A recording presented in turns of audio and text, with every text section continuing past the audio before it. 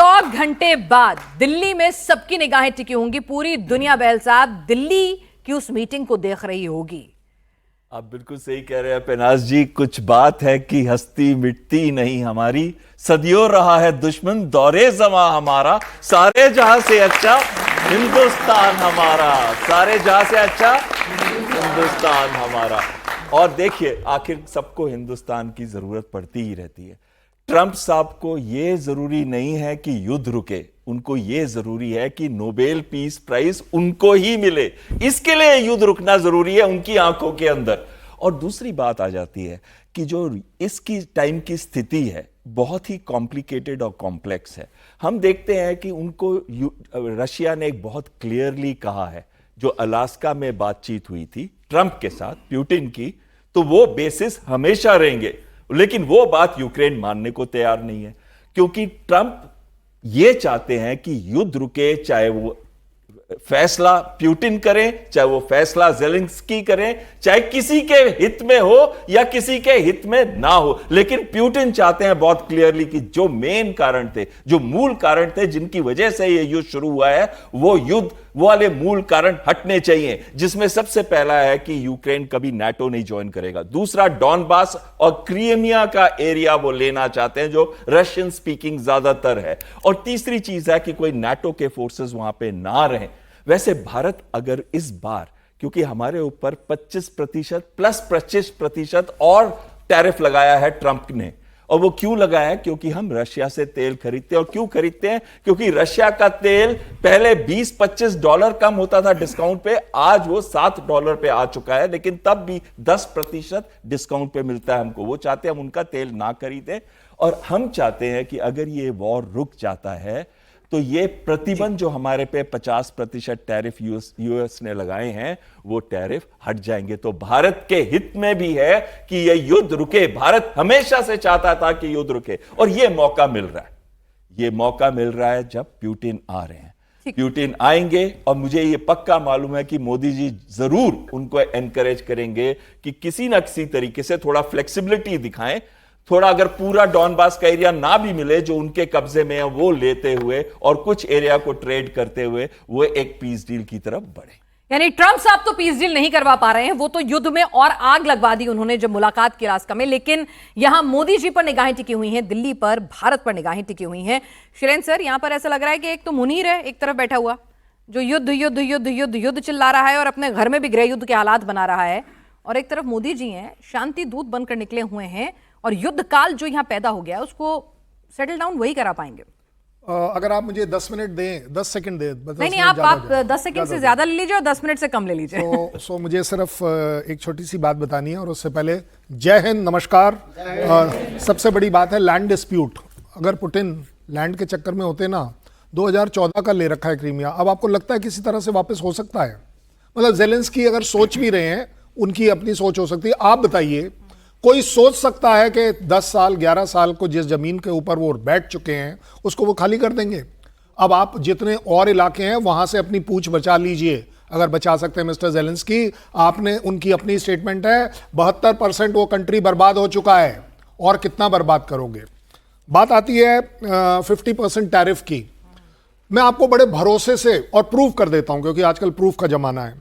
50% tariff नहीं जाएगा। पता है क्यों? 25% ही तो लगाया है उसने ऑयल के पीछे, बाकी तो उसने पहले लगा रखा है, और वो भी एस्टिमेटेड है 16 से 18% ये टैरिफ लगा रहेगा। ट्रंप नहीं मानेगा, हमें पूरा भरोसा है इस बात पर, इसलिए हम अपनी तैयारी अलग तरीके का कर रहे हैं।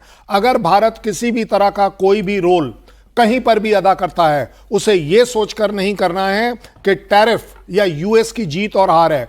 मेरे हिसाब से जो मुझे सूट करता है वो मेरे लिए काम आना चाहिए। पुतिन विजिट कर रहे हैं, किसी ने हमसे कल पूछा था ये क्यों कर रहे हैं? ओ भाई साहब, मेरी मर्जी, भाई ये हमारी मर्जी है। पुतिन हमारे यहाँ आ रहा है, पुतिन को मंजूर है, मेरे को मंजूर है। Who the hell are you to ask us कि पुतिन क्यों आ रहा है? लेकिन लोगों को जलन तो हो सकती है ना भाई, एक नया वर्ल्ड ऑर्डर हम तैयार कर रहे हैं, हमारी ताकत है, हमारी कुव्वत है, परेशान तो हो सकता है ना, मिर्ची तो लग सकती है। आजकल जलन और मिर्ची का बिजनेस हमने करना शुरू कर दिया।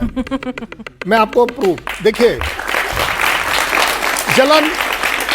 जलन किसको नहीं होती, मैं आपको प्रूव करता हूं। जो भी इंसान, जो भी कंट्री ऊपर की तरफ उठता है, ग्रोथ करता है, इकोनॉमिक ग्रोथ करता है, बाकी सब नीचे रह जाते हैं। जलन तो होनी है भाई। आप बताइए, अगर हमने अपनी डिफेंस इंडस्ट्री में अपना मैन्युफैक्चरिंग कर दिया तो यूएस को जलन क्यों ना हो, चाइना को जलन क्यों ना हो, पाकिस्तान को जलन क्यों ना हो। ज्यादा बड़ी बात आ रही है कि ये डिस्प्यूट में, और as a diplomacy, as a student, मैं आपको बड़ी जिम्मेदारी से बता रहा हूं, इंडिया को इस रोल पर सिर्फ जब आना चाहिए जब वर्ल्ड आपसे मांगे। ये इंडिया ने एक बड़ा अच्छा काम किया है। आजकल इंडिया खुद वॉलंटियर नहीं करता है, क्योंकि जब आप वॉलंटियर करते हो ना तो आपकी वैल्यू कम हो जाती है। बिन मांगे इस सलाह समय किसी को नहीं इस समय ट्रम्प की वैल्यू कम हो जा रही है। तेरे से मांगा किसी ने कुछ नहीं था, तूने हर जगह पर बोल दिया कि पीस पीस पीस और compromise compromise. 67 countries in the world are at war with each other. मैं आपको, आप एनालाइज करवा लीजिए किसी से, all 67 has got US behind it in some way और द अदर। क्यों? क्योंकि सबसे बड़ी जो डिफेंस इंडस्ट्री उनकी सरवाइव कर रही है वो इस टेररिज्म और इन लड़ाइयों के ऊपर कर रही है। ये आप बताइए, अफगानिस्तान के पास यूएस के हथियार क्यों हैं? पाकिस्तान के पास यूएस के हथियार क्यों हैं? हमास के पास हथियार क्यों हैं यूएस वाले? दूसरे हथियार क्यों नहीं है? मतलब जहां जहां युद्ध हो रहा है वहां हथियार यूएस के ही हो रहे हैं। और ये ट्रम्प जो है सिर्फ एक, जिसे कहते हैं ना, फसाड है इनका, प्रोफेसर अंशु, के भाई मैं तो शांति दूत हूं, असल में तुम तो हथियारों के सप्लायर हो, तुम तो धंधा कर रहे हो। बिल्कुल, अमेरिका को पूरा विश्व हथियारों के सबसे बड़े सौदागर के रूप में ही तो जानता है पिनाज। और जो ये पूरा रशिया यूक्रेन युद्ध चला है, इसको फ्यूअल अप किसने करवाया है? नाटो के माध्यम से। जिस तरह से यूरोपियन देशों की एक तरह से कलाई मरोड़कर उनसे भी मदद करवाई गई, अमेरिका ने जिस तरह से यूक्रेन को आज तक इस युद्ध में खड़ा रखा हुआ है, इसके पीछे देखिए अमेरिका ने कुछ भी फ्री में नहीं दिया है। ये सब कुछ कर्ज है जो अमेरिका ने यूक्रेन को डायरेक्टली या नाटो के देशों के माध्यम से दिया हुआ है, और उसको वसूलेगा जरूर। और यहीं पर आकर के ट्रंप में और हमारे प्रधानमंत्री में, अमेरिका में और भारत में एक अंतर है जो मैं बताना चाहती हूं, और जिस हम एक थीम पर चर्चा कर रहे हैं उस पर कुछ बिंदु जोड़ना चाहती हूं। हमारे प्रधानमंत्री और भारत जब बात करते हैं तो मैं की बात नहीं करते हैं, वो हम की बात करते हैं। और जब ट्रंप बात करते हैं या अमेरिका की जब वो बात करते हैं तो वहां मैं की बात होती है। तो अमेरिका एक व्यक्तिवादी देश है, ट्रंप मैं करने वाले नेता हैं। भारत वसुधैव कुटुंबकम की बात करने वाला देश है, और मोदी जी हम की बात करने वाले नेता हैं। यही कारण है कि साउथ अफ्रीका में जो ये ऐतिहासिक G20 का सम्मेलन हुआ है, इसमें जोहान्सबर्ग डिक्लेरेशन में भारत के एजेंडे को प्राथमिकता दी गई है, जो वैश्विक भलाई से जुड़े हुए रहे हैं। और अब जब पुतिन आ रहे हैं भारत, तो मैंने आप ही के शो में इस बात को रखा था कि रशिया यूक्रेन युद्ध का अंत तब तक नहीं होगा जब तक डायरेक्टली इनडायरेक्टली भारत को मध्यस्थता के लिए इसमें नहीं बुलाया जाएगा। अब वो मुझे एक मौका बनते हुए दिखाई पड़ रहा है।